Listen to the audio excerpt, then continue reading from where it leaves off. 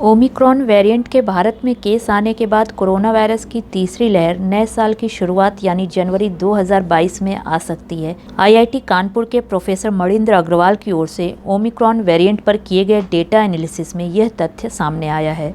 देश में कोरोना की पहली और दूसरी लहर के दौरान प्रोफेसर अग्रवाल का कोरोना को लेकर किए गए डेटा एनालिसिस काफ़ी सुर्खियों में रहा था। प्रोफेसर अग्रवाल के अनुसार नाइट कर्फ्यू, भीड़ लगाने पर प्रतिबंधों से ही केस की संख्या में कमी आ जाएगी। दुनिया भर में फैल रहे खतरनाक ओमिक्रॉन वेरिएंट और तीसरी लहर की आशंका पर मणिंद्र ने साउथ अफ्रीका से लेकर बाकी देशों के डेटा को स्टडी किया है और भारत को लेकर अहम विश्लेषण निकाले हैं।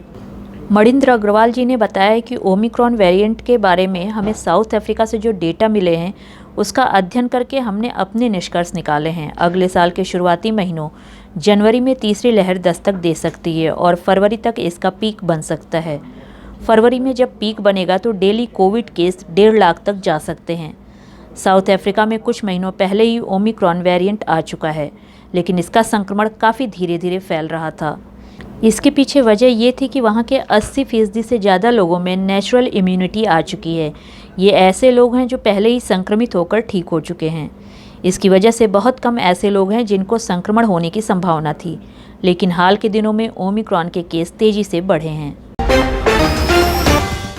सऊदी अरब ने भारत समेत कई देशों के यात्रियों को एंट्री की इजाज़त दे दी है। इतना ही नहीं, कोरोना वायरस के कारण प्रतिबंधित देशों में फंसे प्रवासियों की वीज़ा की वैधता भी 31 जनवरी 2021 तक बढ़ाने का ऐलान कर दिया गया है। जावा जेट ने बिना किसी फीस के वीज़ा की वैधता बढ़ाना शुरू कर दिया है। सूत्रों से मिली जानकारी के अनुसार कई प्रवासियों के वीज़ा की वैधता बढ़ा भी दी गई है। ऐसे में अगर आप प्रतिबंधित देशों से आते हैं और आपका वीज़ा अब तक नहीं बढ़ाया गया है तो घबराने की ज़रूरत नहीं है। जावा जेट ने यह सुनिश्चित किया है कि विजिट, इकामास, एग्जिट, री एंट्री वीज़ा को 31 जनवरी 2022 तक बढ़ाया जाएगा और इस प्रक्रिया की शुरुआत कर दी गई है। यूएई की खास खबरों को हिंदी में जानने के लिए हमारे चैनल यूएई हिंदी न्यूज़ को अभी सब्सक्राइब कीजिए।